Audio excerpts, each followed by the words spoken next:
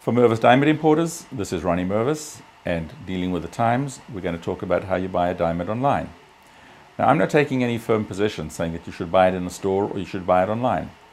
Our own organization does both, and there are many other organizations who do the same thing. Either they have retail stores only, or they are pure play, or they do both. Simply put, you can get a very good diamond online, but you can also get a whole lot of stuff online that you're never going to want to see or touch, so you've got to be careful. I spoke about reputation before in a different segment, and I'm going to talk about it again. A store or a series of stores with a big reputation will go out of its way to make sure that you get quality and value at the right price. Reputations are hard to come by, they take years to build, they cost a lot of money. The same thing is true online as it is in the store. An online seller with a big reputation will go out of its way to please you too. But you don't know who's got a reputation online, because anybody can create a website and anybody can post diamonds on the website, and there you are with no way of really knowing who is who. And just because a website features a long list of diamonds doesn't mean that those diamonds really exist at that site. I hate to use the words, but sometimes I have to. There are websites out there designed to bait and switch. You don't want to be any part of that. Now, I'm not putting any online sites down, because we have an online site too, and we sell diamonds around the country and the world.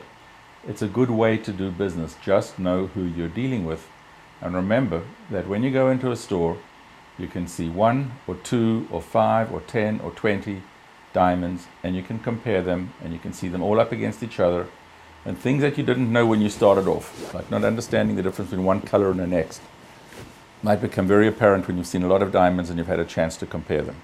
When you're doing it online, you can't get that advantage. And the big negative is that you're putting your money up front first. Nothing will be shipped unless you put your money up first.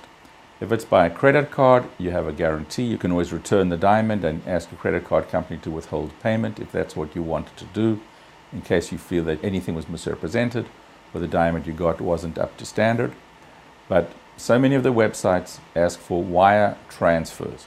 You're offered an additional discount of 1 or 2% for a wire transfer.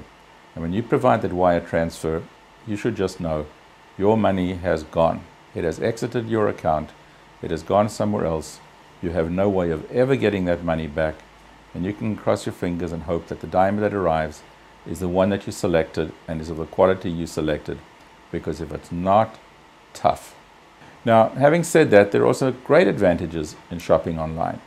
You can shop at home at night in your pajamas or at 2 in the morning, and you can make your selection. There are some good deals. Just know what's a good deal and know what isn't. It also means that living in the town that you live in, which could be far from a big store or far from a bigger selection in another city, you have access to it right there. All of those are pluses, but for every plus, there could be a negative, and just be aware of it. A common misconception or a myth is that the cost of operating online is that much lower than the cost of operating in a store, and so if you're buying it online, you're necessarily saving money. Not quite so, because the online presence has no face to the world, and the only way that that website can become known to you is by the owner of it spending a considerable amount of money on Google keywords and the like. So by the time they're finished, there are substantial costs, and there isn't any automatic saving of doing the one over the other. So there you have it. You have the pros and you have the cons.